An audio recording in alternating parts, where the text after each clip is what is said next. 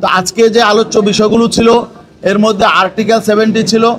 Article 70-তে এবার আজকে মোটামুটি ঐকমত্য প্রতিষ্ঠিত হয়েছে যে অর্থ বিল এবং আস্থা ভোট ব্যতীত অন্যান্য বিষয়ে সংসদ সদস্যগণ তারা উন্মুক্তভাবে মতামত প্রদান করতে পারবেন।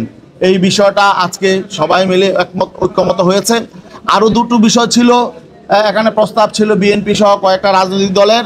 বলা হয়েছে যে না, এই দুইটা বিষয় এখানে যেহেতু ঐক্যমত হয় নাই, এটা নোটে থাকবে।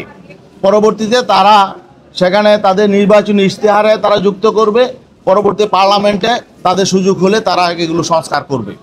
বাকি বিষয় ছিল হলো স্থায়ী কমিটির সভাপতি নির্বাচনের বিষয়টি।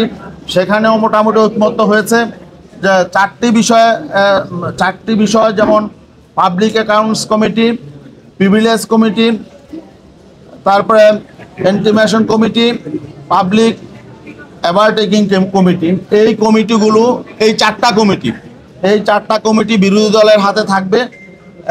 এর ছাড়া পরবর্তী অন্যান্য কমিটি সংখ্যানুপাতিক, পার্লামেন্টের মেম্বারদের সংখ্যানুপাতিক হারে বিরোধী দলের কাছে চেয়ারম্যানের পদ থাকবে।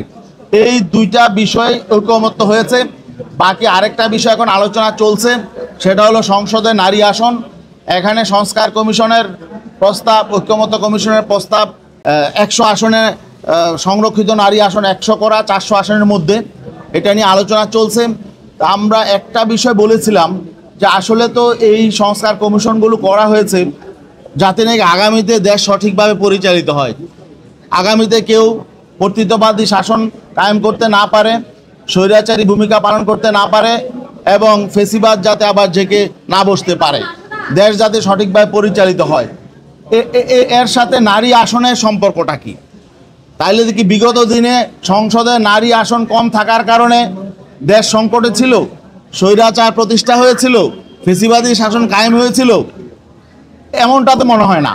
বরং আমরা দেখেছি স্বাধীনতা পরবর্তীতে বেশি সময় দুইজন নারী দেশ শাসন করেছে। পার্লামেন্টে পার্লামেন্ট নেত্রী, বিরোধী দলের নেত্রী দুইজনই নারী ছিলেন। তা নারী আসন কম থাকার কারণে, নারীদের উপস্থিতি কম থাকার কারণে দেশে স্বৈরতন্ত্র প্রতিষ্ঠা হয়েছে, কর্তৃত্ববাদী শাসন প্রতিষ্ঠা হয়েছে, বিষয়টা তো এমন না।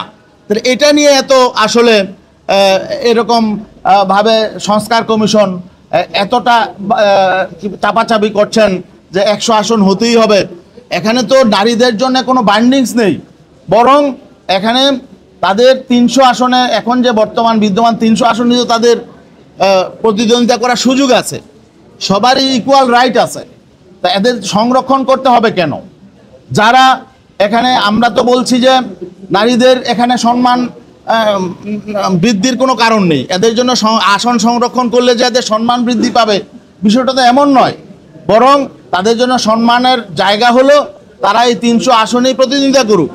নারীরা প্রয়োজনে রাজনৈতিক দলের নেতৃত্ব দিক, তারা সেখানে নিজেরা প্রার্থী বাছাই করুক, নিজেরা প্রার্থী সিলেকশন করুক, সেখানে যাক, এখানে তো কোনো বাধা নেই।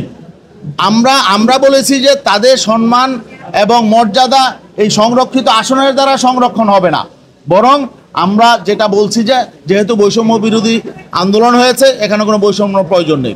আর যদি সংরক্ষণ করতে হয়, তারপরেও যদি, যেহেতু আমরা এখানে ঐক্যমত্যে পৌঁছতে চাই, আমরা একা আলাদা বিচ্ছিন্ন হতে চাই না, এই জন্য আমরা তারপরেও যদি অধিকাংশ রাজনৈতিক দল এর ব্যাপারে একমত হয়, তাহলে আমরা বলেছি আমাদের যে মূল দাবি যে সংখ্যানুপাতিক পিয়ার পদ্ধতির নির্বাচন, সেই সংখ্যানুপাতিক পদ্ধতিতে নির্বাচন হোক এবং সেখানে নারীদের একটা পোর্শন থাকবে, সম্মানজনক পোর্শন থাকবে। আমরা এটা বলেছি, পুরুষের যেমন থাকবে নারীদেরও থাকবে। তাছাড়া সংস্কার কমিশনের আবার একটা বিকল্প প্রস্তাব আছে, সেটা হলো যে 300 আসনে যে ভোট হবে, প্রত্যেক রাজনৈতিক দল তাদের সেই ভোটের আনুপাতিক হারে 100 আসনে নারী হবে। আমরা বলছি বিকল্প হিসাবে এটাও হতে পারে।